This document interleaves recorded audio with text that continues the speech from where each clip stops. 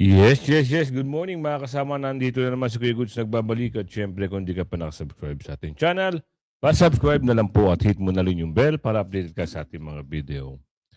Inatras ang impeachment ni Bibi Sara? Talaga? Oo, baka natakot na sila. 'Di ba? Oo, dahil alam nila na wala silang panama kay Bibi Sara. Ano ang ginagawa ng Agba sa UAE? Ayan ang alamin natin mamaya. Pinky kay Amy, hindi ako bakla. Malalaman natin yan. Kung talagang, kasi bakit hindi nyo imbestigahan yung flood control? Kaya nasasabi kayong bakla at takot eh. Umpisahan natin dito, inatras ang impeachment. Paano? Walang masyadong excitement. Ganito ilarawan ni Manila 6th District Representative Benny Abante na sa ngayon ay wala siyang nakikitang sigla o matinding interes mula sa Natakot. mga kongresista, lalo na sa hani ng administrasyon para suportahan ang posibleng panibagong impeachment complaint laban kay Vice President Sara Duterte sa sandaling magtapos ang one-year ban rule sa February 6, 2026. Sa isang radio interview, diretsahang sinabi ni Benny Abante na malamig ang tugon ng mga mambabatas pagdating sa usapin ng impeachment. Takot, no? Aniya, nakikita ko naman na walang masyadong excitement ang mga administration congressmen to support the impeachment. Ayon kay Benny Abante, may ilang kongresista ang kanyang nakausap ang naniniwalang walang saysay ang hakbang dahil malabong umusad ito sa Senado kung saan naroroon pa rin ang mga senador na sumusuporta kay Vice President Sara. Dagdag pa niya, meron pa ring mga supporters si Vice President Sara that will go against the impeachment. It's only an exercise in futility pag tinuloy natin yan. Wala ring mangyayari. Ay naman si Benny Abante, parang natatakot na yata kay Vice President Sara. Samantala'y pinuri ni Quezon City 5th District Councilor Aiko Melendez si Vice President Sara Duterte matapos ang kanilang courtesy call sa Office of the Vice President nitong January 13. Sa isang Facebook post, ibinahagi ni Aiko Melendez na naging makabuluhan at taos-puso ang kanilang pag-uusap at namukod tangi umano ang pagiging simple at mapagkumbaba ng pangalawang Pangulo. Aniya, isa sa mga labis kong hinangaan ay ang kanyang pagiging simple at mapagkumbaba. Napaka-accommodating niya at napaka-candid kausap, walang arte, totoo at bukas ang loob. Nakakagaan ng pakiramdam na makausap ang isang leader na Kita nyo naman kahit saan naman pumunta, di ba? Napakasimple ng ating Vice President. Kaya hinahangaan siya ng buong bansa. Ewan ko lang doon sa mga anga-angahan na naniniwala pa rin sa kanilang panggulo na wala namang ginawa kundi mangako, puro pangako, wala namang natupad. Di ba? Ito si Bibi Sara. Trabaho dito, trabaho doon. Tanyo kung saan-saan napupunta. marunong makinig at may malasakit. At ayon pa sa post ni Aiko Melendez, nagkaroon ako ng pagkakataong bumisita sa opisina ni Madam President Inday Sara Duterte at magkaroon ng isang makabuluhan na taos-pusong pag-uusap. Isa sa mga labis kong hinangaan ay ang kanyang pagiging simple at mapagkumbaba. Napaka-accommodating niya at napaka-candid kausap, walang arte, totoo at bukas ang loob. Nakakagaan ng pakiramdam na makausap ang isang leader na marunong makinig at may malasakit. Maraming salamat sa oras, sa mga pananaw na ibinahagi at sa isang makabuluhang pagkikita. Salamat sa iyong oras po.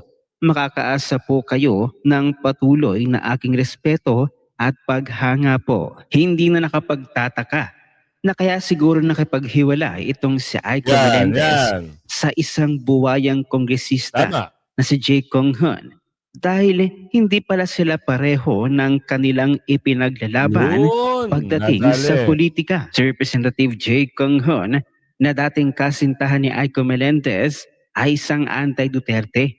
kanya talagang ipinupush ang impeachment laban kay Vice President Sara. Ngunit itong si Aiko Melendez talagang hindi nahihiyang ipagsigawan at ipakita, iparamdam kay Vice President Sara na isa siyang tunay na taga-suporta ni VP Sara. Totoo naman, napakadaling lapitan ng mga Duterte. Kahit sino at anong klase ka pang tao, bukal sa loob at bukas kang tatanggapin. Hindi ba't ganoon ang ginawa ni BBM kay Vice President Sara? Niligawan, sinuyo ng paulit-ulit na maging vice presidente niya. Pero nang maupo na bilang presidente itong si BBM, nagtraidor na kay VP Yun. Sara. Samantalay nagbabala naman ang isang certified kakamping na si Jesus Falsis sa ating mga AFP at PNP na mas marami daw silang mga totoong tao na hindi daw susuporta sa pagpapatalsik kay BBM para lang daw Nako. maupo si Vice President Sara na Pangulo. Panoorin natin ang buong video. Purya gaba nitong si Palsis. Sabi niya, tandaan nyo, ang mga AFP and PNP na nagbabalak mag-withdraw ng support, kuha nyo man suporta ng mga DDS, pero hanggang online lang sila. Wala yan? Oo, di ba, nag-interview yan kay Erice. Ay, nung nakarinig siya kay Erice ng hindi maganda doon sa gusto niya sagot sa interview niya, sumimangot. Di ba? Saka, naku, nagpapa-hype lang yan. Bakit? Hindi naman kilala yan eh. O, gusto lang siguro maging kagaya nila, yung news anchor. O, kaya yan. Papasikat ko, no, sabi ni Aling Ledesma. Eto ha, ano ginagawa ni ni Bangag dyan sa UAE? Para saan? Mangungutang ba? O anong kwento rito? Hello! Magandang Oh, araw sa inyong lahat! Kamusta naman po ang inyong Wednesday? Midweek na lang, 2 tulog na at tayo magpapahinga na naman ng Sabado. Ako po ay trying to keep busy too. Meron akong konting inaatupag na negosyo para sa Pilipinas at para sa aking sarili dahil hindi naman po pwede na nag-aantay lang na mawala si Marcos ang ako'y makauwi. Ang problema naman sa ating mga kababayan mag-iisang taon at 3 buwan na ako dito, palagi akong umaasa na mawawala ng Marcos. Hindi. Ang ating mga kababayan parang mga masokista ba? Dahil gusto nila na nabubuhay ng mahirap. Kaya miski dapat tanggalin na ang problema, ang cancer ng lipunan natin na walang iba kundi ang ating presidente, nararayan pa rin siya. Kaya ako naman, life goes on for me. Ang pagkakaiba lang, iniisip ko na kinakailangan talaga ipagpatuloy ang buhay ko dahil habang hindi pa nagdedesisyon ang sambayan ng Pilipino, natanggalin na ang problema natin sa Pilipinas at yan ay walang iba kundi ang Marcos. Ngayon mga kaibigan, well, hindi ko naman po tinatanggi na ako po'y nanirahan sa UAE ng mga 6 na buwan. Napakasarap po ng buhay ko doon dahil meron ako doong brother na tinatawag, lahat libre. At napakaganda ng aking buhay doon. Nakatira po ako sa isang gandang lugar, kapitbahay ko ay mga royalties, at masaya ang buhay ko doon. Meron akong access sa beach, meron akong gym, meron akong steam room, meron pa akong trainer. No? Kaya lang, nagpunta doon si Visa Tanas at bumirma ng extradition treaty. So sabi ko, naku, ayaw ko naman mapahamak yung aking host kapag hihingi ng gobyerno na ako'y extradite at kaya ako'y lumipat. No? Pero talagang I feel na ako po mismo ay naging residente na ng UAE at syempre naramdaman ko rin yung pagmamahal ng mga Pilipino dyan na talagang sila talaga nag-aruga sa akin. Napakadami niyo po para pasalamatan pero ako po talaga ay tumatanong na utang na loob sa inyong lahat. Kaya nga po ako nagtataka, anong ginagawa ni Marcos Jr. ngayon sa UAE? Totoo po na napakadami nating mga kababayan nagtatrabaho dyan. Susunod po sa Saudi Arabia, pinakamaraming Pilipino nagtatrabaho na sa UAE. Pero yan naman po ay dahil talagang kinakailangan nila ang mga Pilipino. No? At saka ang UAE talaga, ang pulisiya nila, umaasa sila sa mga dayuhan para patakbuhin ang kanilang ekonomiya. Yung tinatawag nating Emirati, naku, sila po'y minorya na ng populasyon. Talagang karamihan po ng populasyon dyan sa UAE ay mga dayuhan na. No? Kaya kung Emirati ka, good ka na. kasi meron silang langis at talagang inaalagaan naman nila yung kanilang mga kababayan. No? In fact, kapag ikaw ay UAE, libre yung paaral kahit saan, kahit sa abroad. Saka may mga lugar na pwede lang ang titiro lang sa ilang mga lugar ay mga UAE at syempre libre rin ang mga pabahay na binibigay nila sa kanilang mga mamamayan. Kasi nga mataas ang antas na kabuhayan. Meron ng langis, tapos yung mga founders ng UAE, strategic. Bago pa sila nakakuha ng langis, nakita na nila na strategic yung kanilang lugar sa planeta at ginawa nilang hub. Kaya nga po yung two biggest airlines ngayon sa daigdig, yung Emirates at saka Etihad, ay nakabase dyan sa UAE at talaga naman pong sentro ng logistics at ng transportation ng UAE. So hindi lang po sila dependent sa langis para sa kanilang buhay. Sila po ay dependent sa kanilang lugar bilang isang logistical hub. Bakit nga ba nandoon? Pwede ba ikwento? Forward na natin. Mga filthy rich, Dubai po is number 1. At kung titignan nyo rin, yung mga listahan ng pinakamahal na mga lugar na bisitahin sa daigdig, Dubai is also number 1. Kasi dahil nga po sa dami ng mga pera at mga bilyonaryo na naninirahan ngayon sa UAE, talaga pong ang branding ng UAE tourism is for the ultra-rich. Talaga naman pong nung minsan, ako'y nakabisita dyan, no? Ako'y first time nakakain ng ginto. Mantakin ninyo sa isang restaurant. Ayun pala.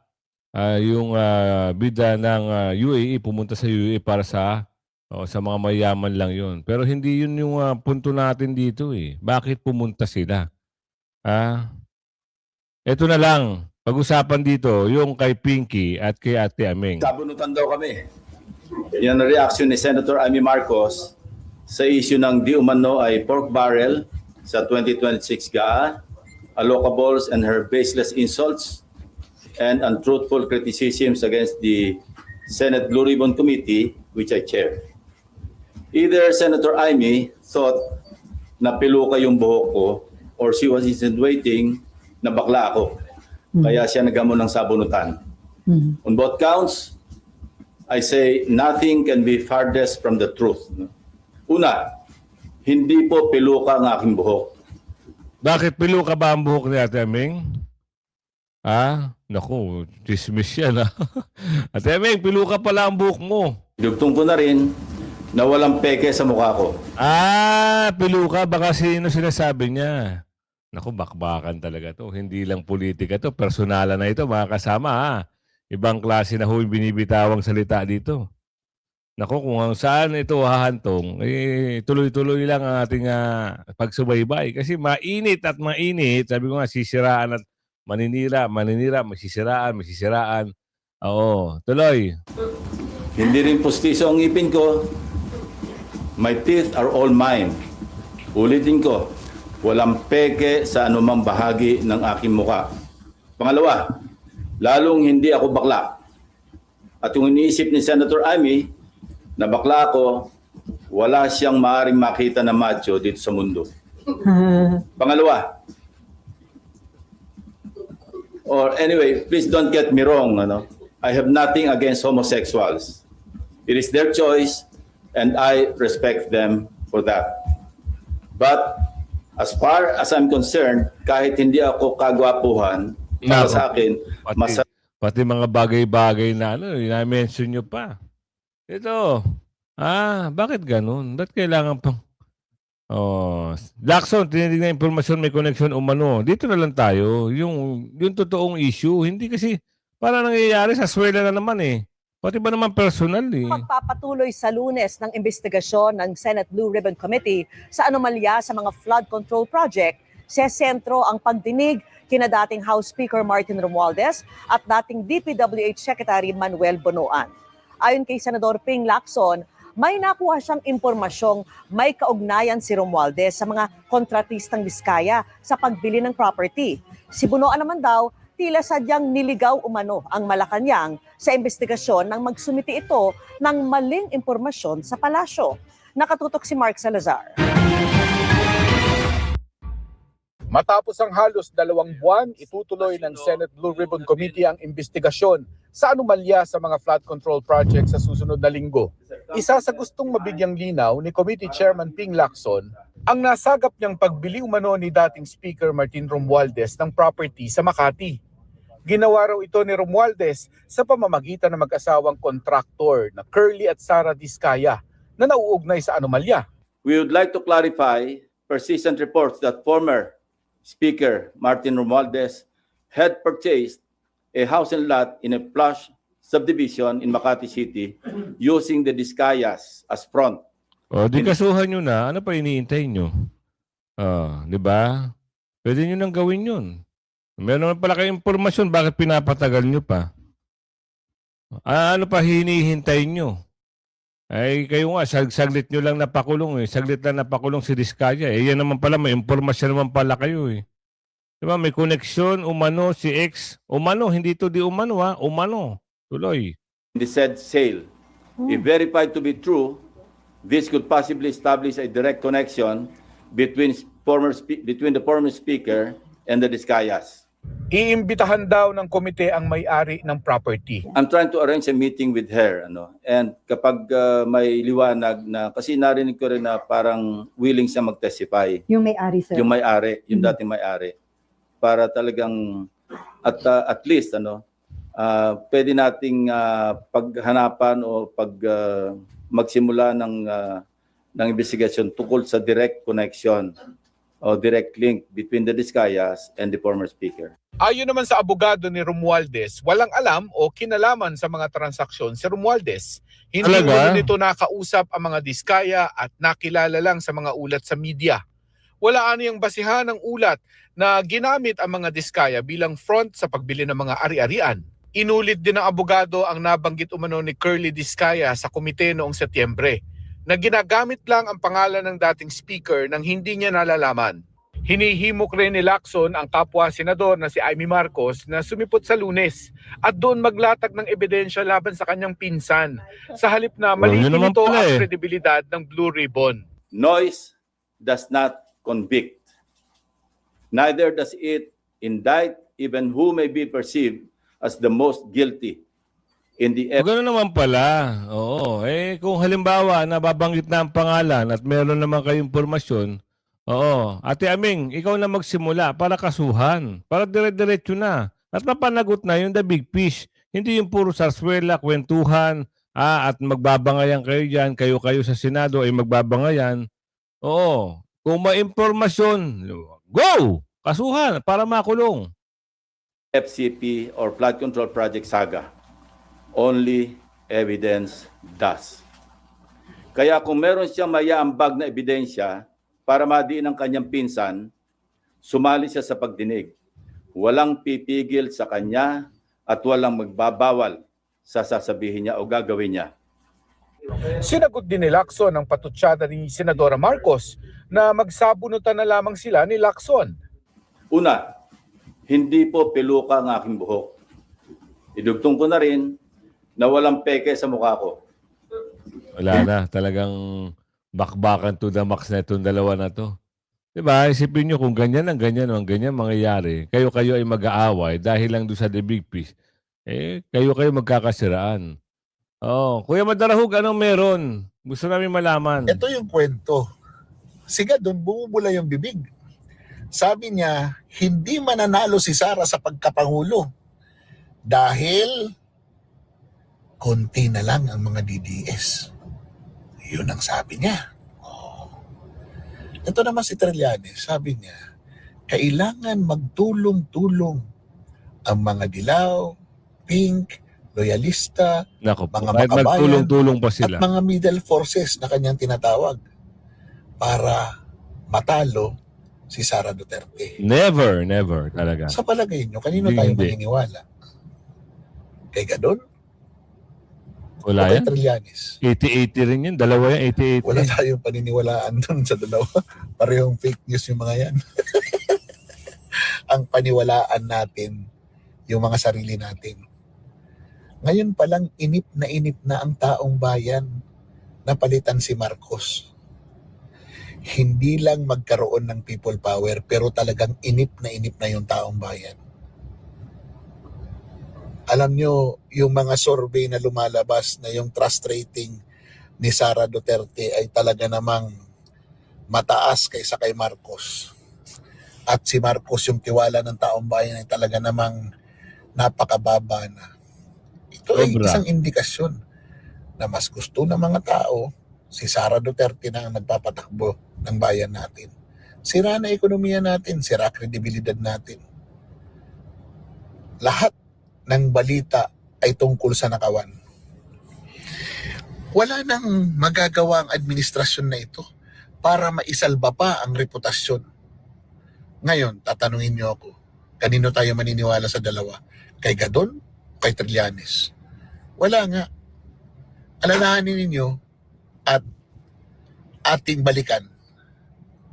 Noong si Rodrigo Roa Duterte ang tumakbo, taong bayan nagluklok sa kanya. Walang negosyante na galing dito sa Manila, nakakampi ngayon ng mga Marcos, ng mga oligarko, tumulong sa kanya. Wala. Walang mga politiko na kasama ngayon ni Marcos ang tumulong sa kanya. Taong bayan ang nagluklok sa kanya.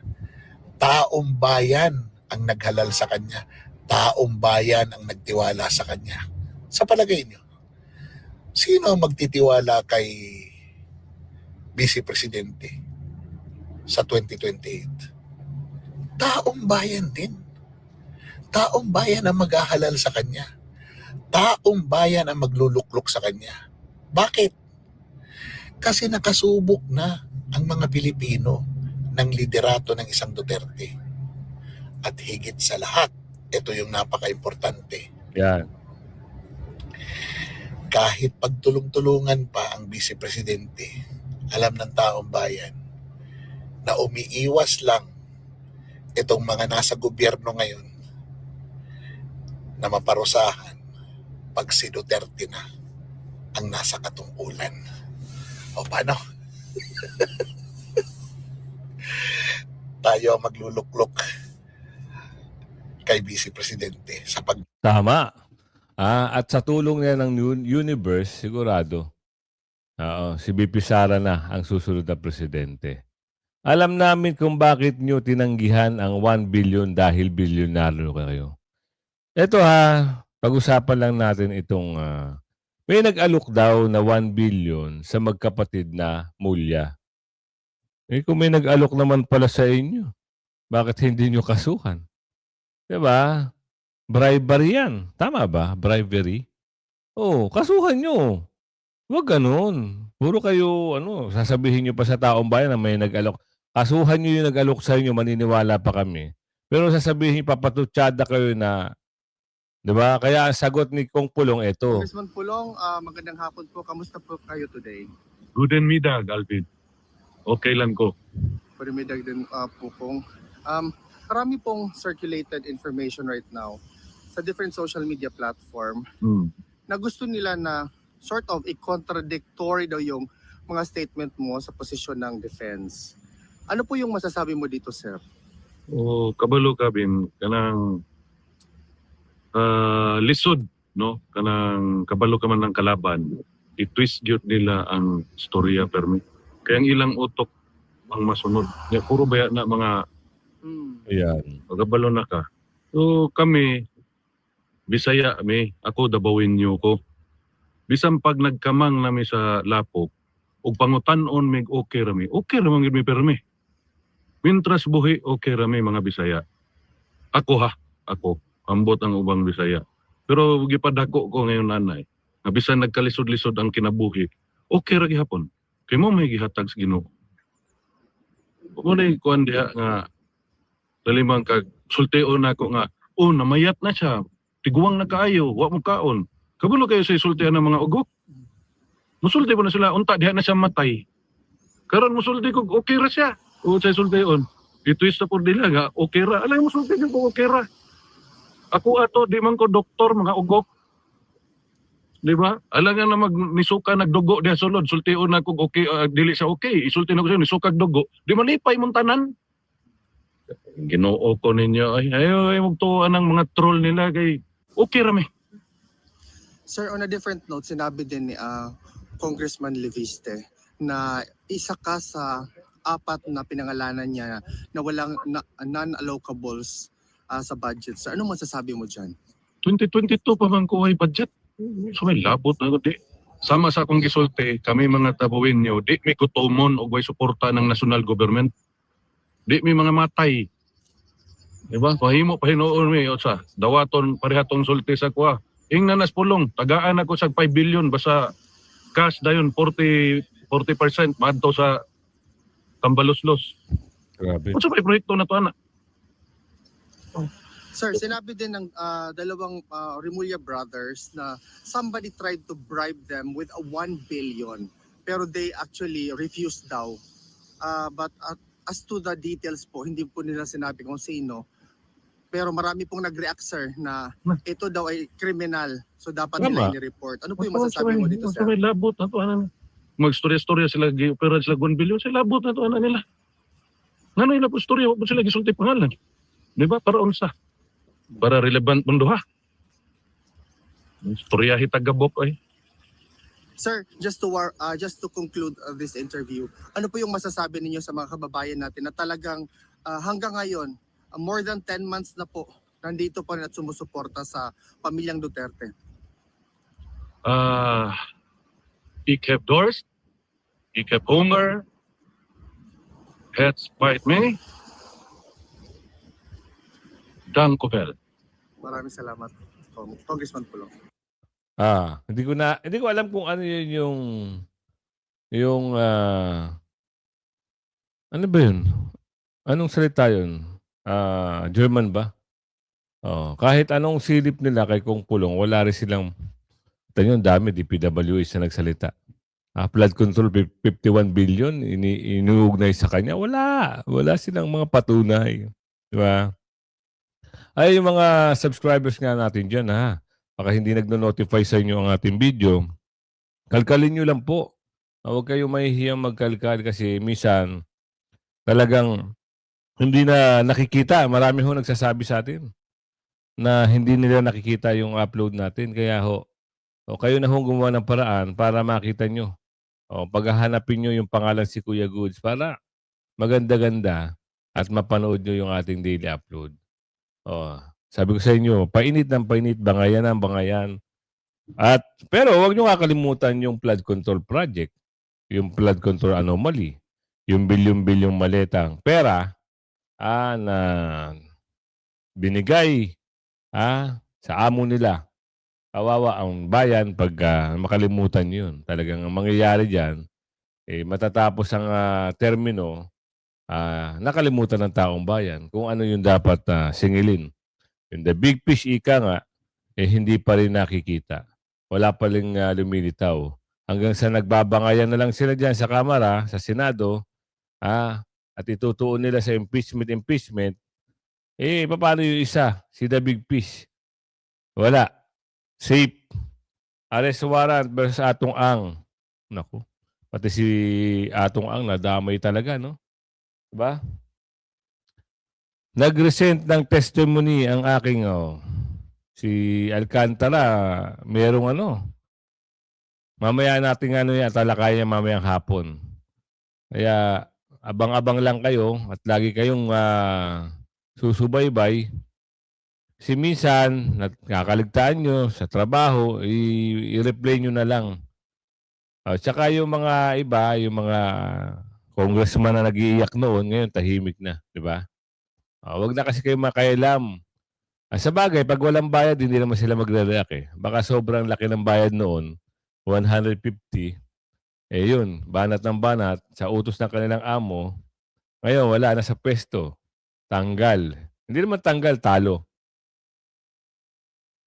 Kaya kung ngayon makikialam kayo at alam niyo naman na talagang taong bayan na ang kikilos para sa pag-upo ni Bibi Sara sa pagka-presidency sa 2028, mag-isip-isip kayo kung pipirma pa kayo. Dahil mahirap ma-back to you. Diba? Mahirap. Oo. Kasi alam nyo naman na walang ginawa. Pinagtulong-tulungan nyo. Ilang kayong congressman ang pumirma sa impeachment. Diba? Bira dito, bira doon. So ano nangyari? Wala rin. Hindi rin natuloy ang impeachment. Anong gagawin nyo ngayon? Kung sakali na naman, meron namang ihain na impeachment, anong gagawin nyo ngayon? Tutulong pa kayo?